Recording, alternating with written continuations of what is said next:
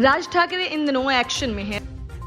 राज ठाकरे की सक्रियता और उनके तीखे हमलों से महाराष्ट्र की गठबंधन सरकार सदमे में है।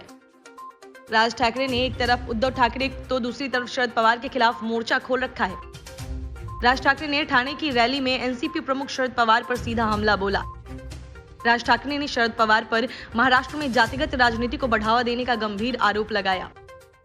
इतना ही नहीं, उन्होंने यह भी कह डाला कि शरद पवार मुस्लिमों के वोट के लिए छत्रपति शिवाजी महाराज का नाम लेने से परहेज करते हैं। ठाकरे के आरोपों का जवाब देने में एनसीपी ने देरी नहीं की, लेकिन अब इस लड़ाई में बीजेपी की एंट्री हो गई है।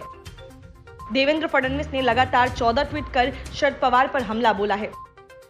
फडणवीस ने बाबा साहब अंबेडकर की जयंती के मौके पर कहा कि डॉक्टर अंबेडकर के विचारों के विपरीत पिछले कई दशकों से शरद पवार तुष्टीकरण और ध्रुवीकरण की राजनीति को हवा देने का महाराष्ट्र में काम कर रहे हैं। फडणवीस ने सवाल पूछा कि बाबा साहेब अंबेडकर 370 के खिलाफ थे, लेकिन बाबा साहब के इन विचारों पर एनसीपी की भूमिका पर सवाल खड़े होते हैं। फडणवीस ने लगातार 14 ट्वीट कर एनसीपी और पार्टी के प्रमुख शरद पवार कैसे ध्रुवीकरण की राजनीति करते हैं, इस पर निशाना साधा है। इतना ही नहीं, कश्मीर फाइल्स फिल्म को लेकर पिछले दिनों एनसीपी प्रमुख शरद पवार ने दिए बयान को लेकर भी फडणवीस ने अपने ट्वीट के जरिए पवार को आड़े हाथों लिया। फडणवीस ने ट्वीट कर लिखा कि कश्मीरी पंडितों पर हुए अत्याचार को बयां करने वाली फिल्म सिर्फ इसलिए किसी को डिस्टर्ब कर सकती है, उसको तकलीफ पहुंचा सकती है जो सूडो सेकुलरिज्म से जुड़ा हुआ हो और उसके एजेंडे को यह फिल्म सूट नहीं करती हो।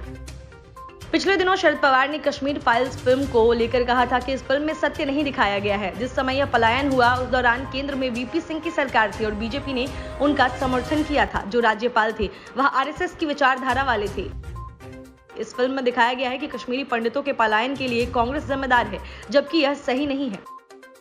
दुर्भाग्यपूर्ण यह है कि जो सत्ताधारी पार्टी है उसी के नेता कह रहे हैं कि आप जाइए इस फिल्म को देखिए। राज ठाकरे और फडणवीस की ओर से हो रहे हमलों पर फिलहाल एनसीपी की तरफ से कोई प्रतिक्रिया सामने नहीं आई है। Bureau report, news of India.